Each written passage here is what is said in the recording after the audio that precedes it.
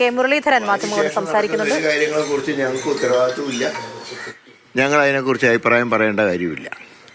ഞങ്ങൾ ബ്രഹ്മാസ്ത്രം പ്രയോഗിക്കേണ്ട സമയത്ത് പ്രയോഗിച്ചിട്ടുണ്ട്. ഇനി ബാക്കി കാര്യങ്ങൾക്കൊന്നും ഞങ്ങൾക്ക് ഉത്തരവാദിത്വമില്ല. ഒരു MLA ആണ്, തുടർച്ചയായി ഇങ്ങനെ സ്ത്രീപീഡന കേസുകളിൽ പ്രതിയാവുകയാണ്. അപ്പോൾ ഒരു കോൺഗ്രസ്സുകാരൻ നിലയിലല്ല, അല്ലാതെ ഒരു ക്രിമിനൽ ഇങ്ങനെ നിൽക്കുന്നതും ആ ഒരു അറസ്റ്റിലാവുന്നതും ഒക്കെ പ്രതികരിക്കേണ്ടതല്ലേ?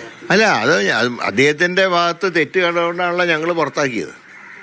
പിന്നെ അതിനെക്കുറിച്ച് കൂടുതൽ പ്രതികരിക്കേണ്ട ആവശ്യം എന്താ? പണ്ട് വടക്കമ്പാട്ടിൽ പറഞ്ഞ പോലെ ഒതേനൻ ചാടാത്ത മതിലില്ല എന്ന് പറഞ്ഞ പോലെ ഇനി എവിടെയൊക്കെ ചാടിയാൽ ഞങ്ങൾക്കെന്താ ഉത്തരവാദിത്തം? ഞങ്ങൾ ചെയ്യേണ്ട കാര്യം ചെയ്തു. ഞങ്ങൾ അദ്ദേഹത്തിനെ പുറത്താക്കി.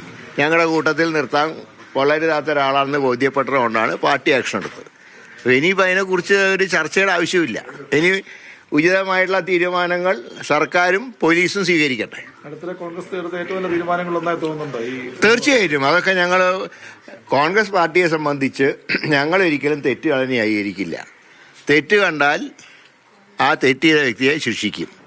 അതാണ് പാർട്ടി നയം. അല്ലാതെ ഞങ്ങളുടെ പാർട്ടി ചെയ്താലൊക്കെ ശരി, മറ്റു പാർട്ടിക്കാർ ചെയ്തൊക്കെ തെറ്റ് എന്ന് പറയുന്ന സംസ്കാരം കോൺഗ്രസിനില്ല.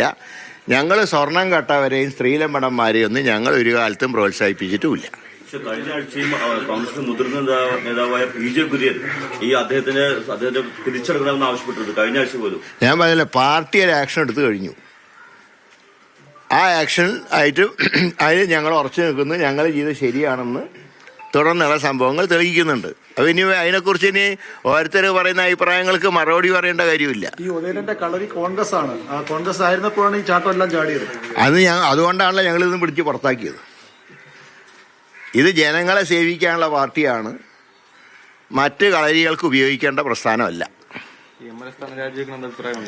അല്ല, അദ്ദേഹം എന്നെ സ്വയം രാജിവെച്ച് പോകേണ്ടതായിരുന്നു. പിന്നെ പുറത്താക്കിയ ഒരാൾ രാജിവെക്കണം ഞങ്ങൾക്ക് പറയാൻ നിവൃത്തിയില്ലല്ലോ. കാരണം ഞങ്ങൾ പുറത്താക്കി കഴിഞ്ഞു. ഇനിയിപ്പോൾ വിപ്പിന് പോലും ഇതില്ല. കാരണം ഇനി വിപ്പ് കൊടുത്താൽ അനുസരിക്കണം എന്നില്ല. പുറത്താക്കി കഴിഞ്ഞാൽ വിപ്പ് ബാധകമല്ല, സസ്പെൻഡ് ചെയ്താൽ വിപ്പ് ബാധകമാണ്. അതുകൊണ്ടാണ് ഞങ്ങൾ ആദ്യം സസ്പെൻഡ് ചെയ്തത്. പക്ഷേ ഗുരുതരമായിട്ട് ആരോപണങ്ങൾ പിന്നെയും ഉണ്ടായി. അതിജീവിതന്മാരുടെ എണ്ണം കൂടി. അങ്ങനെ വന്നപ്പോൾ ഞാൻ പറഞ്ഞ പോലെ ബ്രഹ്മാസ്ത്രം ഞങ്ങൾ പ്രയോഗിച്ചു. ഇനിയുള്ള ഒന്നിനും ഞങ്ങൾക്ക് ഉത്തരവാദിത്വമില്ല. അത് അവർ ഉപയോഗിച്ചാൽ ഞങ്ങൾക്ക് തിരിച്ച് ധാരാളം പറയാനുണ്ട്. ഞങ്ങളുടെ പാർട്ടിയാണ് സ്റ്റേയുടെ ആക്ഷൻ എടുത്ത്. നേരെ മറിച്ച് ഇത് ചെയ്തവരെ വീണ്ടും സ്ഥാനാർത്ഥിയാകുമെന്ന് പറഞ്ഞിട്ട് നടക്കുകയല്ലേ. ഇതറിഞ്ഞിട്ട് മുഖ്യമന്ത്രി ഹേമ കമ്മിറ്റിയുടെ റിപ്പോർട്ട് വായിച്ചിട്ട് പോലും അതിൽ പറഞ്ഞിട്ട് ആളെ 2 തവണ സ്ഥാനാർത്ഥിയാക്കി. 2021 ആക്കി, 2024 ആക്കി. അപ്പം അങ്ങനെയുള്ളവർ പറഞ്ഞാൽ ഞങ്ങൾക്ക് അതിലൊന്ന് പറഞ്ഞു കിട്ടാൻ ഞങ്ങൾ കാത്തിരിക്കുകയാണ്. ഞങ്ങൾക്ക് അങ്ങോട്ടും ധാരാളം പറയാനുണ്ട്.